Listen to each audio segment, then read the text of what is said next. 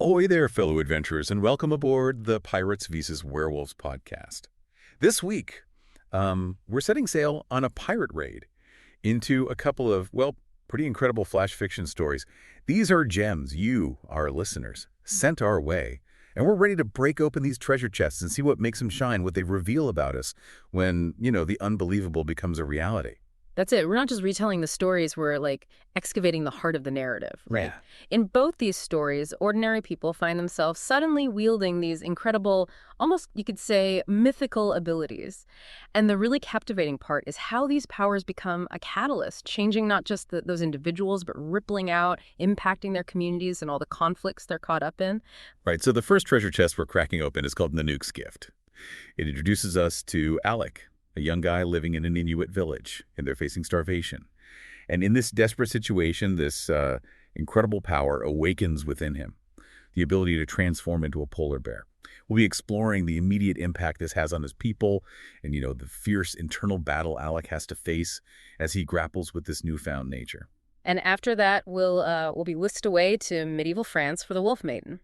Now here we meet Joan, who history remembers as Joan of Arc, right? But in this particular flash fiction story, her divine visions, they get tangled up with a dramatic transformation. She becomes a werewolf, which adds a whole new dimension to a historical figure we thought we knew, right? It makes us rethink the beliefs and fears of that time. Okay, so let's hoist the sails and get into Nanuq's Gift. The first thing that hits you is the sheer desperation in Aleq's village. Their main sources of food, seals, fish, whales, gone, vanished. It really paints this stark picture of a community on the verge of collapse. Doesn't it? I mean, think about it. For people so deeply connected to the natural world for survival, the disappearance of these animals, it's not just a food shortage. It signifies their entire way of life being under threat. And Aleq's father, a seasoned hunter, coming back empty-handed time after time, it speaks volumes about the severity of the crisis, how they feel abandoned by the very forces they depend on. What do you think this level of desperation does to a community's spirit, their will to carry on? Yeah, and then there's this pull Aleq feels towards a hidden cove, this journey he takes across the ice, under the stars, leading him to an ancient carving of a polar bear. You get this feeling, this sense that something big's about to happen, a turning point driven by more than just coincidence. Totally. The carving, it's like a focal point, a physical connection to this ancient power. It's almost as if the desperation of the whole village, channeled through Aleq's own need, awakens something that's been dormant, waiting. And the transformation itself, the story describes it as a surge of power, a shattering of bone and consciousness. It's not a gradual thing. It's a complete and total, almost violent change. What do you think this forceful nature of the transformation says about the power itself? And bam, he's Nanuq, this incredibly powerful predator. One minute he's a starving young man, and the next he's the top predator in this harsh environment. What's really amazing is how instantly he knows what to do, this instinctive knowledge of how to hunt as a polar bear, Right. That seamless transition is what makes it so compelling. There's no hesitation, no learning curve. It suggests that the bear spirit isn't just a physical change, but a deep primal instinct taking over. He's described as becoming one with the currents, the rhythm of the waves, an effortless hunter in an environment that just moments ago was denying his people the means to survive. This raises a question, though. What does it mean to suddenly have these primal instincts awakened within you? How does that change your sense of self? And then he returns to the village, food in tow. This moment of incredible relief mixed with a very real fear from his community. They're saved, but by something different, something other. The story puts it as a monster savior. It's this duality, right? This incredible gift that comes with a terrifying cost and a fundamental shift in how they perceive him. The internal conflict Aleq must be going through has to be immense. Absolutely. It highlights that tension that often comes with extraordinary abilities. The very thing that saves can also inspire fear and alienation. Aleq is no longer just Aleq. He's something more, something wild and potentially uncontrollable, at least in their eyes. He has to confront his own identity. Is he still the young man they knew, or has he become something else entirely? What do you think weighs heavier on him, the physical transformation or the potential loss of his humanity in the eyes of his community?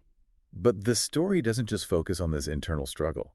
The arrival of the oil ship, boom, it puts everything into context. The animals weren't just gone, they were being driven away. This gives Aleq's power a much larger purpose. It's not just survival anymore. It's about defending their entire way of life, their culture. You're right. That external threat becomes a catalyst.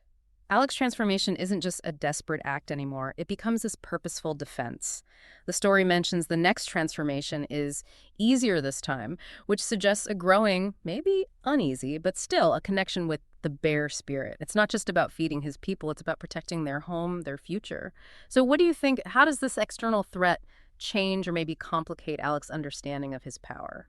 And as Nanuq, the way he confronts these oil men, it's with this fierce, raw power. It's like a classic underdog story, but with a massive polar bear as the underdog, right? The fear he instills, the way these armed men scatter, it's a powerful image. And importantly, his village witnesses this. They see him in action, and their fear starts to shift, to change into understanding, even pride. That shared experience, that moment of witnessing his power being used to protect them, it's crucial. It bridges the gap of fear and allows them to see him not just as a monster, but as a protector, an extension of their own will to survive. This collective understanding is so important. It tells us that the meaning of extraordinary power, it's often shaped not just by the person who has it, but by the community that experiences its effects. And Aleq comes to this realization himself. He's a bridge between worlds, between man and bear. He gets it. His path forward means finding balance, learning to control this immense power to protect his home, his people, while also learning to coexist with this wildness within him.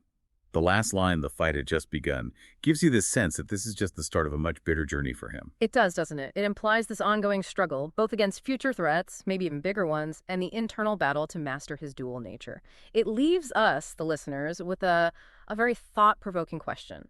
When faced with a power that's terrifying but also essential, how do you learn to wield it responsibly? And what sacrifices might that require? All right, let's set sail for a different time and place, a completely different world with the Wolf Maiden. Now we're suddenly in the middle of war-torn France, and we meet Jean amidst the chaos of battle. Her fervent prayers stand out against the violence surrounding her. And then there's this near-death experience with an English arrow, and it seems to solidify her conviction, fueled by these powerful visions of victory. The backdrop of war, this intense religious fervor, it's crucial to understanding Jean's story. Her initial strength comes from her unwavering faith, her belief in divine guidance, but then this other power emerges, and it throws everything into question, makes it much more complex. What do you think, how does this setting, this atmosphere of intense faith, how does it impact the way both she and her community interpret her transformation when it happens? And the trigger for this transformation, it's brutal. She witnesses English soldiers attacking a helpless dog. It's a really visceral, disturbing image. But for Jean, it's not just horror. It sparks something primal, something bestial within her. Her howl, it's described as no girlish scream, but a predator snarl, which is really chilling. You're right, that moment really challenges the traditional image of Joan of Arc. The violence she witnesses, it acts as a catalyst, unlocking this hidden, instinctive part of her. The story makes us confront the idea that maybe her strength isn't solely from divine inspiration, but from a wilder, darker source. What does it say about us, about humanity, that witnessing such brutality can trigger something equally savage? And the aftermath is equally shocking. The English soldiers dead. Jean wakes up covered in blood. The villagers, with their deep faith, see it as a miracle, a sign of God's favor. But for Jean, it's the beginning of a terrifying internal struggle. This power feels wrong, inherently wrong to her, not divine at all. It does. It highlights the ambiguity of her power. Is it a gift from God, as her followers believe? Or is it something darker, more ancient and wild? This internal conflict she faces, it stems from the clash between her deep religious beliefs and the brutal reality of what she's become. It raises a fundamental question. How do we reconcile the seemingly divine with the undeniably monstrous? Where do we draw the line? Her confession to the priest, and his reaction, it's just heartbreaking. He's terrified. To be labeled a witch, demon spawn, by the very church she believes in, it isolates her at such a crucial moment. His fear is a reflection of the time, where lycanthropy was associated with evil, with the demonic. This immediate condemnation throws up a huge obstacle for Jean. How do you think this rejection by the church impacts her own understanding and acceptance of her power? And then we have the Dauphin, the political leader. He's driven by pragmatism, not so much by the spiritual side of things. He's less concerned with whether it's divine or demonic, and more interested in the potential power it represents.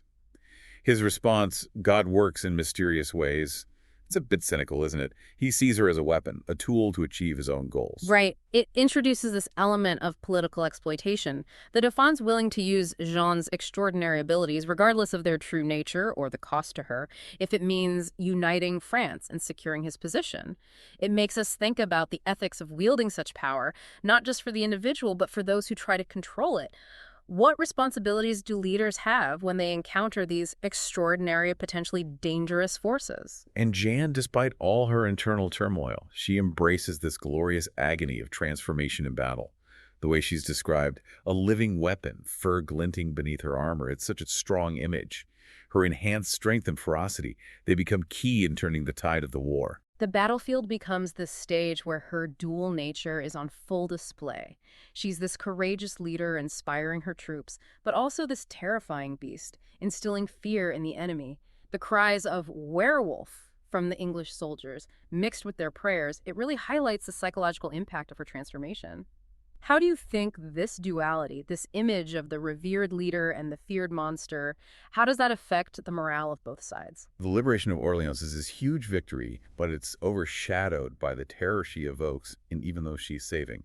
And the Dauphin, he just keeps exploiting her power in battle after battle. This growing isolation and doubt really start to wear her down. Her victories are coming at a huge personal cost. The fear she sees in the eyes of her allies, the whispers behind her back, it erodes her sense of belonging and deepens her internal conflict.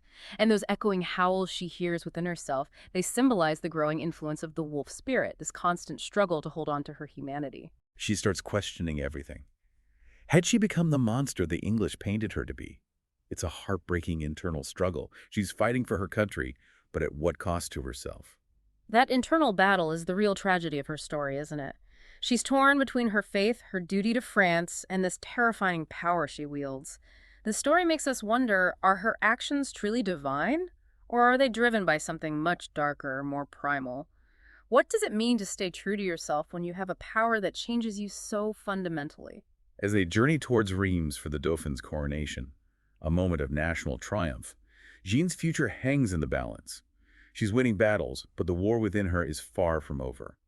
It leaves you, the listener, thinking about the price of wielding such extraordinary power, especially when it's feared and misunderstood by the people around you. Yeah, it really makes you think about how societies react to individuals with powers they can't explain, powers that challenge their beliefs. It's so easy for the lines between savior and monster to get blurred when faced with something unknown. These two flash fiction stories, even though they're set in completely different worlds and times, offer a fascinating look at what happens when ordinary people are suddenly thrown into extraordinary circumstances, gifted with these incredible abilities. As we've seen, gaining this kind of power forces a reckoning, not just within the individual, but within their whole community. You're right. In Nanuq's gift, we're left pondering that balance between personal identity and the needs of the community. It makes you think about the courage it takes to embrace a power that terrifies you, but you know it's needed for the greater good. And how do you reconcile the human and the animal within? What parts of Aleq's story resonated with you the most? And with the Wolf Maiden, it goes deep into the interplay of faith, fear, and the allure of power. It forces us to confront how society reacts to the unknown, and how easily the lines between hero and outcast can be drawn. Was Jean really guided by God, or was her power something else, something wilder, untamed? Those are the questions that stick with us long after the stories end. We hope this pirate raid into these incredible flash fiction worlds has sparked your imagination, giving you all something to think about. Absolutely. What moments in these stories resonated with you, our listeners? Keep pondering those themes of transformation, power, and how society reacts to the extraordinary. And don't forget to rate and follow the Pirates vs. Werewolves podcast for more captivating pirate raids into the world of flash fiction.